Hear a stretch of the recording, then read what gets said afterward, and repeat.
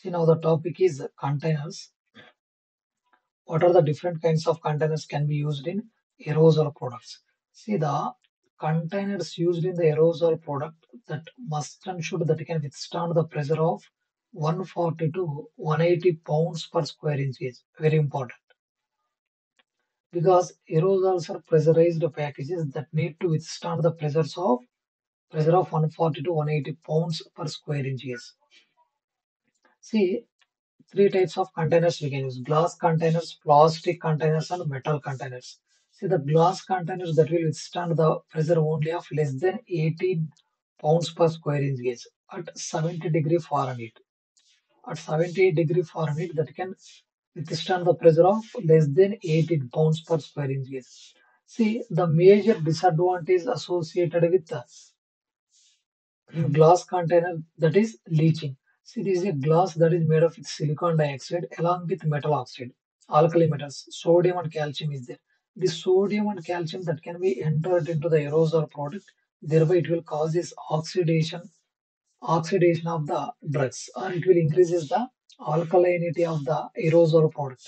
Hence, this leaching means entry of alkali metals into the aerosol product we can call it leaching. That leaching can be prevented by coating that glass container with, this is a coating we have applied. This is a coating we have applied on the glass container, coating with silicone fluid, that is dimethicone or simethicone, to prevent that leaching. See, this coated.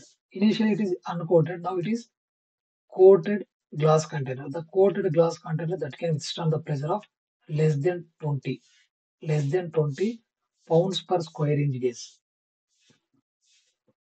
Okay. So for what purpose we can use this glass container means if there is a low pressure, we need to store the aerosol with low pressure and low amount of the propellant. Low amount of propellant with low pressure. Then we can prefer the glass containers. And the advantage is there is no corrosion.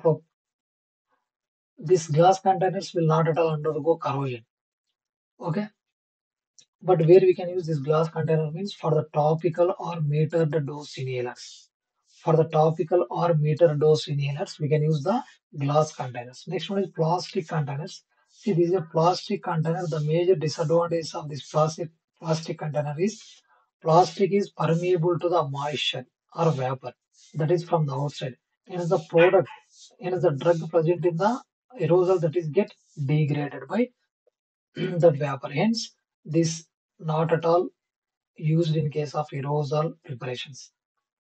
Next one is metal containers. Very important. See, the metal containers that can withstand the pressure of 140 to 180 pounds per square inches.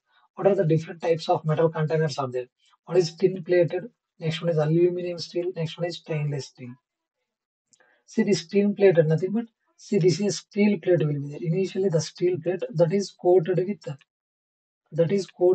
tin, that is electroplated or coated with the tin. Hence, we can call it tin plated. Steel plate is there on the steel plate. Steel plate we can coat with tin. Hence, it is called as tin plated. See, where we can use this aerosol, nothing but this can be used for the topical aerosol, for the application onto the skin. Hence, this tin plated metal containers can be used for the topical purposes. See, aluminum containers that is having incompatible with propellant level, and it is resistant to the corrosion for some extent by forming aluminum trioxide. But pure water and pure ethanol that will causes corrosion to the aluminum containers.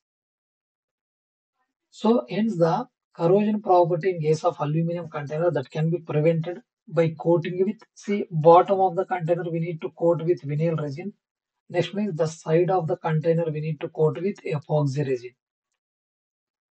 So like that, corrosion in aluminum containers can be prevented by using coating with epoxy or vinyl resin.